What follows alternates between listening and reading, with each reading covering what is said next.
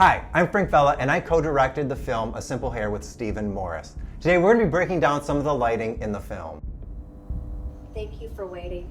For your inconvenience, I threw a dessert in there for you.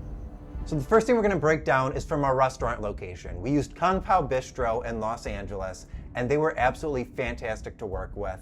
One of the elements of this restaurant that I really fell in love with from the beginning was this doorway they had. It almost looked like something out of The Grinch Who Stole Christmas. It was very Whoville-esque, and I knew I really wanted to accentuate that feature of the restaurant. Do you think this is acceptable?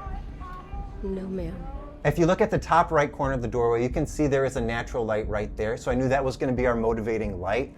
Right behind the edge of that door, we did end up putting a light and shining it down just so it really popped more, and we weren't losing it in the shadows. They also had these really cool Christmas lights hanging in the window that we ended up using for the film. I always made sure we had them in line with Cassidy's eyes, that way the audience was always drawn to her.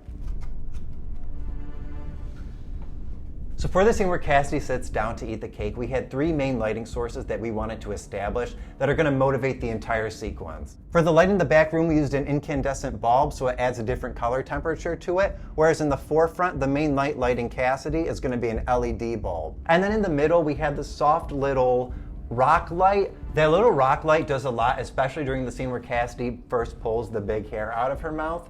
As you can see in the back over here, it's really making her hair pop, so that way we're not losing that detail to the shadow. For the LED light, we did have a practical light hanging above her, but we really wanted to give it an extra punch.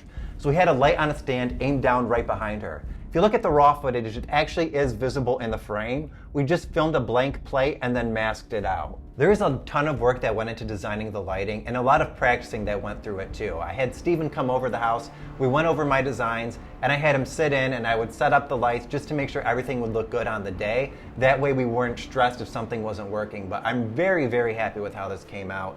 And I really feel like the lighting really adds to the drama and the horror of this film. We hope you enjoyed this behind the scenes look at A Simple Hair. You can watch the film right now. Thank you.